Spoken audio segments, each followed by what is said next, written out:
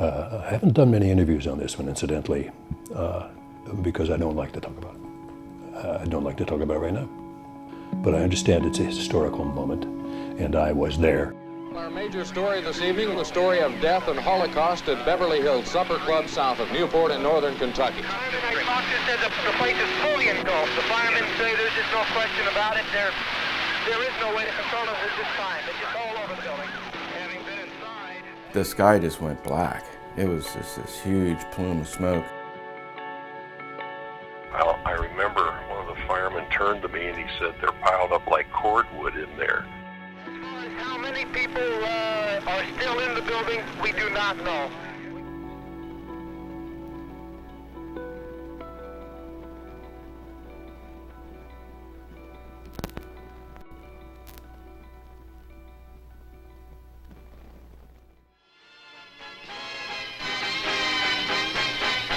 The Beverly Hills Supper Club is the showplace of the nation.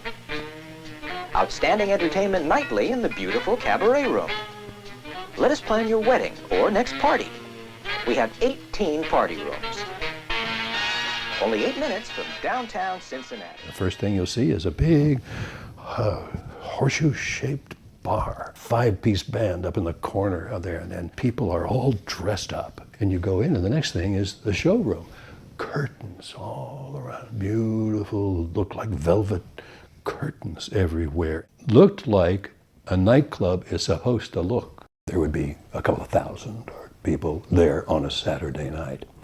And that, of course, was the case in 1977 on the Memorial Day weekend. It was like all others. We did not know how unlike it would be. Fire which broke out about 8:30 this evening here at the Beverly Hills Supper Club. We were, I guess, about ready for dessert when the busboy came in and told us there was a fire, we would have to leave. I went around to the front of the building to a fire truck, and I called St. Luke Hospital on the radio. I simply said, "This is Hoyle, I'm at Beverly Hills. There's a large fire, unknown number of casualties, but activate the disaster plan." I remember when the front wall caved in, it like fell over the hill, and you could just see the firemen holding their hoses, and they were sliding down the hill with their hoses. Some of the doctors went over to the chapel, used pews as sort of makeshift stretchers. I also have a tube of lipstick, which a woman gave me, and I was able to mark the casualties' foreheads.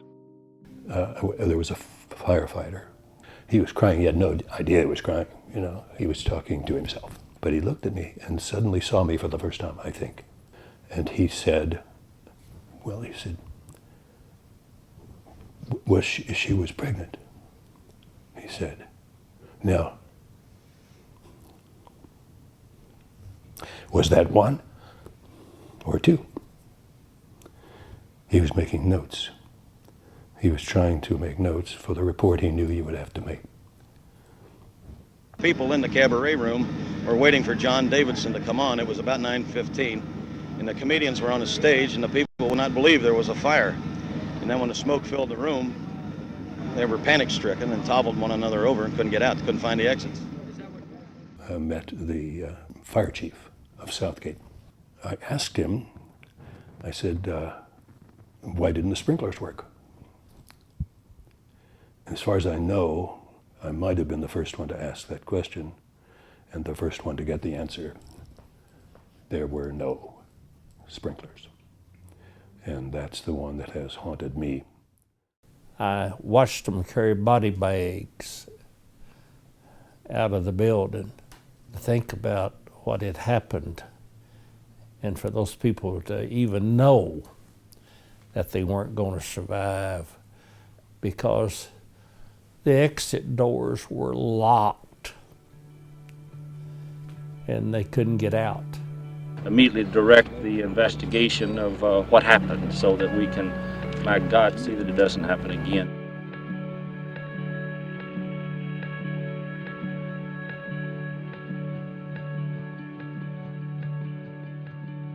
I never seen anything like it, before in 1977, but I was just a little kid. And so when the Army truck pulled in with another load of bodies, I just started helping. contingent of young people, teenagers, who helped out with the unloading of bodies into the morgue for identification. I can see that gym floor right now with those body bags lined up in several rows. It is not often in your life that you will be where there are 160 plus people who died, people who could easily have been me. The nurses were the backbone of the operation up there.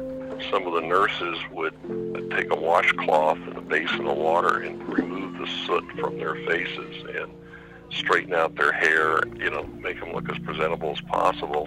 Nurses, they would take them by each body and basically uncover it, and the people would look at them and say, no, that's not it. And they would get to the right one, and whoever they were showing this to would just hit the floor. And, it was pretty hard to watch.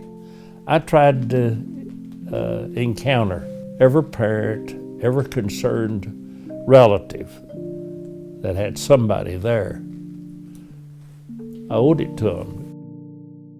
Let's face it, there was an economic decision. There were economic decisions made at Beverly Hills by many people, requirements for safety that were overlooked or that were ignored. I volunteered to do it. I didn't realize the long-term effects of that day, When I was 13, I was just a little boy. Of all the tragedies that I had in my administration, there's none that matched it. Would never be erased from my memory as long as I live. I remember seeing at the Armory, and naturally everybody had been covered, but one had, it was a woman, and she had silver shoes on. You couldn't help but think of what had been going through her mind earlier that evening when she put those shoes on. Going to be a big night out, maybe with her husband, maybe with her family. And how it ended up.